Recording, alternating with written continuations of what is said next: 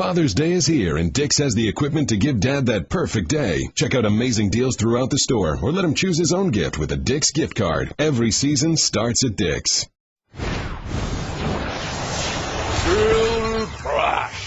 Woody Page, Kevin Blackistone, Frank Isola, and just in time, Ball Night, Ronaldo and the Witch Doctor. What? And Tim Duncan, hair do or hair don't? Oh, that's a $200 You like your Blackistone. Yeah. Welcome to Around the Horn, presented by Smirnoff, part of Happy Hour. Here's Tony Reali. Welcome back around. We're going to get to Tim Duncan's head shaved into the back of a young man's head, and also the Ghanaian witch doctor that got to Ronaldo. Well, details of that story in a bit, but first. It's the first word. 1 year ago, the trophy brought out, the court roped off, and then the fibrillation by Ray Allen. Devastation for the Spurs. And after a Game 7 win, championship for the Heat, LeBron said he still feels slighted about last year, that it's been thought of as a title the Spurs lost. This year, not last year. Frank, as you hold on to your butt for tonight's Game 1, how do you think these two teams are different now? Well, you know, I think last year was a minor miracle to win that Game 6, obviously culminating with the shot that Ray Allen made. Now the minor miracle is Dwayne Wade. He looks 5 years younger, and I think missing those 28 games during the regular season, and give LeBron a lot of credit for carrying Miami during those games that Wade was out. But Wade, he's been terrific, and they have the best player in LeBron, and on most nights now, they're going to have the second best player on the court. So I think the Heat are a better team because of Dwayne Wade. And you also said last year was a miracle. You're now sliding LeBron James, just like you accused other people. I said a minor miracle. Well, minor okay. miracle. KB, there's no how are such these thing as two a minor teams miracle. different right now? That's no minor miracle with LeBron James on your side. A guy who was 25, 10, and 7 in last year's finals. That's why I don't think very much is going to change, if anything. He's a guy that's able to control the pace of the game. On any given night, LeBron James can do something in basketball better than whoever does it best in the game, whether that's scoring, rebounding, passing, shooting, any of that. He is just a phenomenal talent. So I don't see that anything's going to change. And I would also add that the schedule may help him out. You don't think anything's changed, though, between these two? You don't think the Spurs are a different team this year than they were last year? I don't think that they're a different team. No, Let's bring in Woody Page here. KB, I'm the schedule guy. I look at the schedule all the time, and I think that is the big difference. Let me mention two. One, this year the Spurs have the home court advantage to start the series. May not to end the series, but number two, we have switched back in the NBA to the 2-2-1-1-1 format. I think that helps the Spurs, both having the seventh game, if there is one. Last year they had to play at Miami. They did lose at home in that sixth game, but there were some quirky things that happened there. And I just believe that if you're an older team, and even though people will say, oh, you're going to have to travel more, I think would have fewer problems playing this format than to have to play three consecutive games for the home in Miami. Team. Interesting. Yes. Some people make the argument the advantage is for the road team. Let's hear from Bill Plaschke here. KB, the Spurs are not the same team. They're a different team. You know, let's start with their bench. All their supporting players are different and better, as far as much better players. In Game 7 last year, the bench scored 12 points. In the last game they played against Oklahoma City this year, the bench scored 51 points. They have Boris Diaw is a better player. Ginobili's healthier on the bench. Splitter is a much improved player. Then go over the role players and the starters. Kawhi Leonard, who will be guarding LeBron James, much better defender than he was last year. Danny Green, who was 1 for 12 in Game 7 last year, hit nearly 50% of three-pointers in the postseason this year. All their supporting players are better. Plus, they finished 8 games better than the Heat during the regular season. Let's let KB respond here. Well, I mean, you point out those guys. I mean, Danny Green this year was a different player on the road than he is at home, right? And last year, when they finally forced him to try and win the game, he couldn't get it done. And I think you got to look at also, you know, we don't give enough credit to how Spoelstra has used his bench. I mean, in this playoff system, he's gotten stuff out of Jones, he's gotten stuff out of Birdman, he's gotten stuff out of Norris Cole. He's got a deep bench too, and he's used it very, very well. So I think that these teams going into this thing are still very, very close to where they were last year, but I like Let's talk about tonight. How important is Game 1 in a series like this, Frank? Well, I think it's absolutely huge because the Spurs played all season long. They got home court advantage. Their 3 previous series, they won game 1. They went on to win the series. Also, it'll be interesting to see how Tony Parker is because he did not play the second half in overtime of the big win against Oklahoma City. He says he's okay. We're going to find out. Woody Page, how important is game 1? Oh, it's critical in every series, but I think it's even more critical in this series. When you got a player like LeBron on the other side, and you're San Antonio with that home court advantage you have, and KB, you brought it up, Green and those other bench players play better at home. You got to take advantage of them tonight. It's critical. Flashy, you want to pick a game? Fellas, the Spurs won game 1 last year and lost the series. This is going to be a long series. This is not as important as everyone thinks. Game 1. Blackstone? I absolutely agree. What is the Heat's record after losing game 1? They won like 12 in a row. Okay, so who do you have in the series, Kev? I got the Heat in 6. And Frank? Heat in 6. Flashkey? Spurs in 7. And how about you, Woody? Bill's right. I'm going to write this down. We're going away for a long World Cup break, so justice may be meted out in July, but I'm not going to forget this. We'll move on. Hockey now. And on the list with the blocks, immortal locks. Justin Williams in the clutch, a metaphysical certitude. That's how we start this series. Great game 1 that the Rangers could feel maybe got away. Relinquished the 2-goal lead early. Girardi, the 2 giveaways on the game winner. Bill, this game 1 outcome, how important was this? I think it was actually huge, especially for the Rangers, because they had a chance to win the game. They were up 2-0. The Kings were dead. They said Trevor Lewis told me felt like they were skating in quicksand. They were suffering a hangover from the Blackhawks. This was the Rangers' big chance to take control of the series. Maybe their only chance to take control of the series. And then Lundqvist stops 20 shots in the third period. And what happens? Dan Girardi whiffs on the puck. Williams scores. Game over. I think it's a huge blow to the Rangers. Woody Page.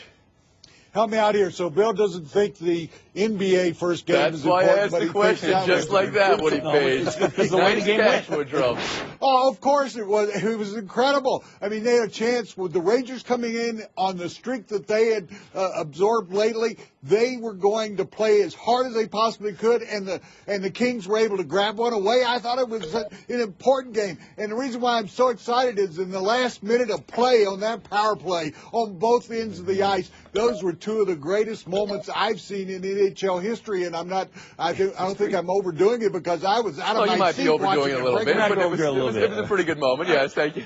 Let's bring in Kevin Blackstone. Well, it was a big deal because the Rangers were about to steal one. I mean, the Kings outshot them. They out-hit them last night. They had more takeaways than the Rangers did, including that crucial one in overtime. They were outplaying these guys in every stretch of the game, and all of a sudden they blow a lead. The Kings come back. And remember, this is a Kings team that is as resilient as any team all season long, a team that's won Game 7s on the road to continue to advance. They already have the home ice advantage and have Game 7 on their ice if they have to get that far. So it's a big difference. And in New York, Frank, you want to talk about the Rangers having that 2-0 lead, losing the game in overtime?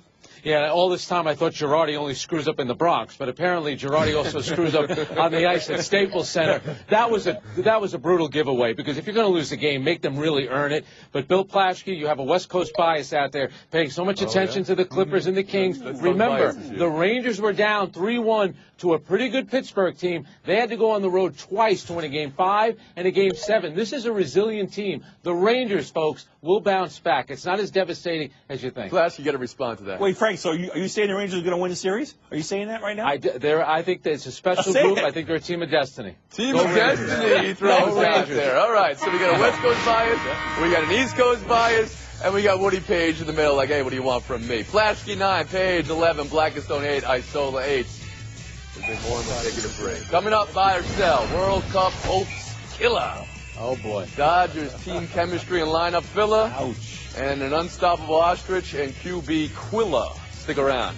You love the Quilla. I love the Quilla. License the Quill, Plaschke. Yeah.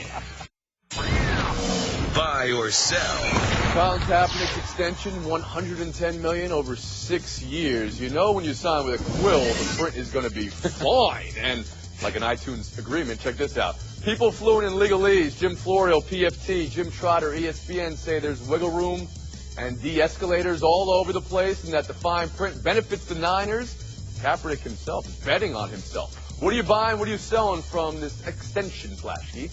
I'm buying the Kaepernick's worth of money, 26 years old, 2 conference championships, 1 Super Bowl. But I'm buying bigger. The bigger issue here is the pressure now is not on Kaepernick, it's on Jim Harbaugh. Harbaugh doesn't have the long-term guaranteed contract. Harbaugh's a guy who has to lead them there now. He's got the quarterback who's getting the money. Now it's up to the coach to get him to the last step. You have to say one Super Bowl appearance, Flashy. Not one Super Bowl. How about you, Woody Page? Well, I'm buying the contract because it is laden with incentives, and so he's going to have to continue to earn his money, and I like that aspect, and it puts him up there among the elite quarterbacks, and he is one. I would sell one aspect of this, though, for the 49ers. Last year, they were number 5 at the bottom in money spent on quarterbacks, so they could spend a lot more money on other players at other positions. They're not going to be able to do that as much anymore. And what do you know this rule well? If you use the word elite in any way on this show, even if the person is technically elite by any definition, you're getting a mute. Go ahead, Blackstone.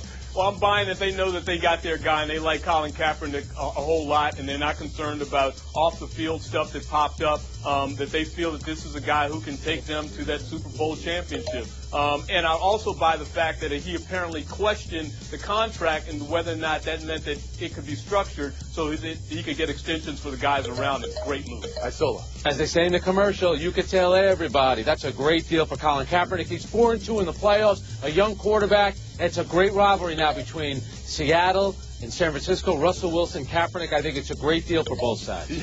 A great deal for Russell Wilson when his contract comes up. What do we think of Isola with you can tell everybody? Yes. Points or no points? You think he's trying too hard? Sing it again. I want to hear him sing it again. We'll move on. Your Dodgers, Plasky, have lost 6 of 8. Last night they were 2 hits. Don Mattingly publicly questioning the team's chemistry and lack of cohesion among players. Seems like we're talking so much about one guy or another instead of being focused on winning, he said. He's the man that fills out the lineup card. Woody, how big of an issue is this? It is a big issue. Los Angeles Dodgers. There's not an I in any of those words, but yet there's an I in that team because everybody is all about himself. And that goes from the right fielder who came here from Cuba to the left fielder who was an MVP to all-stars on that team at shortstop and first base. I've never seen a bunch of disjointed group of of great players. Watch yourself, Woody Page. Blackstone. Well, I think the problem isn't so much chemistry because you don't have all the ingredients, and the few ingredients that you do have don't appear to be healthy. I mean, Matt Kemp looks like a broken-down baseball player now. Ethier's back in the same position he seemed to be in a year ago. They need to get healthy. They need to get their bats back. They need to produce some runs. You said it. 2 hit last night. You don't win baseball games like that. Isola. You know, I think it was a Supreme Court justice who said, I can't give you the definition of chemistry, but I know it when I see it or something like that. And I'll tell you what, the Boston Red Sox last year had chemistry. This team doesn't. The whole 4 outfield platoon is not working. To me, this is Don Mattingly telling the front office, we need to make a trade. We got to get rid of Matt Kemp. Flasky? You know, this is basically the same team as last year that went 42-8, and Don Mattingly was given all this credit for keeping these guys together. I think now, if he wants to take all that credit, which he did and got him a new contract, now the microscope has to be put on him to say, what are you going to do to fix this? Same players you had last year. Same issues, same thing. Frank's Suddenly point nobody's about listening. a trade and about Matt Kemp being in that trade, Flasky, where are the Dodgers with that? Well, they'd love to trade Kemp. Nobody's going to take his time. He's making too much money. He's too broken down. They need to call up Jock Peterson, kid from AAA, center fielder. Give him a little Puig injection again. And what do you give Kemp an MVP? He was second a few years back. Yeah, he was second. We'll move The on. Ryan The Braun Jurgen also. Klinsmann comments from December, published in the New York Times Magazine this week. Got a lot of people of your ilk in a lather. The suggestion that we cannot win this World Cup, quote, we cannot win this World Cup, end quote, the nuance around it, which you people don't care about, and also a window into his view of aging players in respect to Landon Donovan and even Kobe Bryant. Buy or sell Klinsmann's comments, Kev? No, I don't mind buying reality. I mean, you're talking about a team that's not top 10 in the FIFA rankings. You're talking about a team that's in a group that includes Germany and Portugal. It's going to be hard for them just to get out of there if they can get out of there at all. So this is a dose of reality. And people have to remember, when Klinsmann took this team over, he took it over to develop a culture of winning for the future with American So you think soccer. a culture of winning comes out of saying we cannot win. How about you, Frank Oh, Isola? I mean, this is about as un-American as you can get. Can you imagine He's Herb not Brooks American. before the Olympics saying, hey, boys, we have no shot. We're not going to win. Bruce Arena took the team in 2002 to the quarterfinals. We're now 12 years after the fact. How come Jurgen Klinsmann making all this money? He's got the big name, and he's already setting up where we can't win. Give me a break with Jurgen Klinsmann. Yeah, this is embarrassing in Klinsmann. It's embarrassing in the USA. I can see people from around the world looking down our soccer team, but this guy is one of these. It's our coach. He should at least, he says, we have to play the game of our lives 7 times. Well, maybe they will. Why didn't he leave that open for possibility? Yeah, he's counting out too soon. Klinsmann's statements were ludicrous. Here he is talking about Americans overpay you for what you've done. How did he get the job? How did he get so much money he could live in Malibu? Because of what he's done in his past, not because of what he's going to do. If they're not going to win the tournament and we Americans don't go to anything we don't think we can win, then why in the world wouldn't he put Landon Donovan on the team at least for a goodwill tour? It makes no sense what he said. Because he's trying to develop players for the future. We're punting on Kevin, you're giving up. Kevin, why are we punting this year? I'm not giving up. I see reality. And I see reality. Woody Page, 15 points. First to go. What's the last word? Man, I know how Landon Donovan. You would take the best player you have off this team and can't not win. leave him here. Klinsmann said it. That's the So Nice Solo lightning round next. Coming up are the Seahawks de-beasting and flip a soda. Put.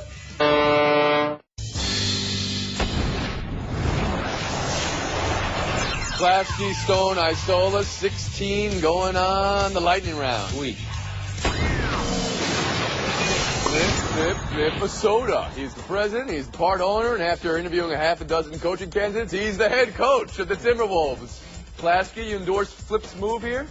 Well, the first thing is you're not going to get a great coach to come there not knowing what Kevin Love's going to do. So given that, the fact that his last 6 full seasons as a coach, he led the teams to 4 different conference finals, why not? Blackstone? Yeah, you know what? That's one thing we know that Flip can do well. He can coach. He was very successful up in Minnesota. That's where he cut his teeth. I think he only had like maybe 3 out of 10 seasons there that were losing seasons. So good for him if he thinks he's the best guy. Yeah, you don't want to be connected to the front office because now you have to trade Kevin Love, and he is the perfect choice for that job. Here's my thing, though. Hey, Phil Jackson, you should take a cue from Flip Saunders. Yeah, right. Get on the bench. Everybody was worried about what Phil Jackson was doing. This is then Flip Saunders does it. We'll move on. New York. Marshawn Lynch not present for Seahawks OTAs. Seahawks offensive coordinator Darrell Bevell says the Super Bowl champs will be employing a running back by committee this year. KB, what do you think of that? I think it's a great idea. It's good for the franchise because you know how much running backs get banged up. It's good for Marshawn Lynch. 2.5 years is the average length, career length for a running back in this league. So you like the idea. Do you think he's trying to motivate Lynch a little bit here to come out to OTAs? I might be, but you know what? If I'm Lynch, I'm not hearing that. I'm not hearing that. In June, it sounds like an idle threat to Lynch, but I think come late August, come September, I think it makes a lot of sense. You know, in the draft, no running backs were taken in the first round. It's not a running back league anymore. It's all about the quarterback. Flashkey. The last 2 years, Marshawn Lynch had 616 carries. I cannot imagine him being anything but a declining player at this point. Pete's just smart. He's just getting ahead of the game. So you believe he's doing it for a little motivation, or he's doing it for a little bit? No, he's serious. I think he's going to do it, yeah. A&M running back Kristen Michael, they like it a lot. Blackstone, 18. Next to go. What's the last word?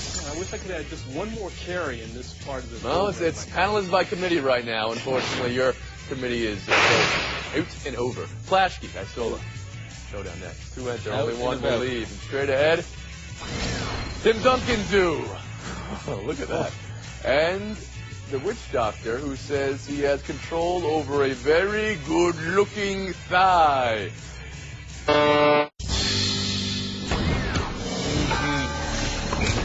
All right, here we go. West Coast bias versus East Coast bias. New York, bias LA. wins. New York, LA. Let's go. Showdown LA, 1. New York. Check this out. Purdue helmet for homecoming this year. If you buy a Purdue VIP card, you can get a photo of yourself in the P. Julia called the school today, said if they get 100 photos, they'll be 3 millimeters each. Actually, I think it's 1,000 photos. 1,000 photos, 3 millimeters is what we're talking about for your photo. Purdue or Purdue, Plashke? Purdue, it's a horrible idea. The NCAA is trying to keep people out of these players' heads, away from the programs. Now they're putting them right on top of them during games. That's ridiculous. Now when the fans say, I'm in your head, they could say, you're right, you are. Hey, if it's for a good cause and the money goes to the right place, Absolutely. It's not going to the right place. It's going to the school instead of the players. Yeah? That's the right place. No, it's a terrible Point to place. Bill Flashkey. To the Ghanaian witch doctor making the rounds, and he caused Ronaldo's leg injuries to help Ghana make it out of Group G over Portugal. You say what, Frank? Playing too many games for Real Madrid. That's the reason his legs hurt him. It's a publicity stunt. And remember, Ronaldo is dating the Russian model Irina Shayk. He's doing fine. Don't worry about the witch doctor. A witch doctor, a publicity stunt. Okay, yeah, that's a real revelation. But no, I think the fact that he ignored the U.S. disturbs me. How come he's not putting a curse on us? He doesn't think we're worth it? So he believes in it. Imagine this witch doctor. He's got a whole PR team around him. Huh, yes. Frank? Yeah. Yes. Very elaborate scheme. You need some help here. Finally, athletes cut into heads. We've seen Manziel before. We've seen RG3 before. Rick Nash. Matt Bonner. This Tim Duncan do makes you do what, Bill? It makes me, it's awesome. I mean, it's jaw-dropping, awe-inspiring. I'm wondering, how come my woman at Supercuts can't do that, and how much would she charge if she was doing that? There's a reason why she can't do that. Hey, you know what? If I didn't wear a wig and I had hair, I would get it cut like that. But I recognize those ears anywhere. That's Danny Green. I think, look tonight, that might be Danny Green's haircut, and it looks great. West Coast bias. Bill Plashke, 30 seconds of FaceTime. Great. I noticed something very interesting last night in the first game of the Stanley Cup Finals. There was a lot of hard hitting between the Rangers and the Kings. Guys flying all over the ice, guys getting knocked down, butts of sticks, slashing, boarding. And guess what? No fighting. Not one fight. And guess what? Throughout the Stanley Cup playoffs, there's no fighting. And, gee, I wonder why that is. Because the players decide they want to just play hockey instead of fight and getting those fisticuffs. So my question is to you now is, why can't they do that the entire season? Why suddenly everything changes during the playoffs? Why can't they not fight during the regular season? Why must they fight? This shows that the players are setting their own example for the rest of hockey. No fight. We don't need to fight. We see it now. Fighting words from Bill Plashke. All right. They don't fight in the Olympics either. Win number 272. R.I.P. We love you, Don. Don Zimmer, yes. The passing of the great Don Zimmer. Baseball lifer. First Met third baseman. You know, when I was covering the Yankees in the late 90s, his uniform number was always the same number of years he's been in baseball. So he's been with the Rays for the last decade or so. 66. Number 66 this past season. Well, amazing. He'll be missed. When he was managing the Red Sox, somebody threw a shoe at him and he asked him to throw in the other shoe. That's going to do it, folks. Thanks for coming around. See you tomorrow.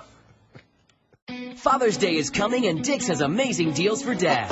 Get him out on the green with a new driver from Callaway, TaylorMade, Cobra, or Nike. Save $100 on select 2014 drivers. Update his wardrobe with 33% off select Nike golf polos and shorts. Give Dad a Nike Fuel Band to help him track his workouts. Or let him get exactly what he wants with a Dick's gift card. Use your scorecard to get 3% cash back and to be entered into our Father's Day million-point giveaway. Some exclusions may apply. See store for details. Every season starts at Dick's.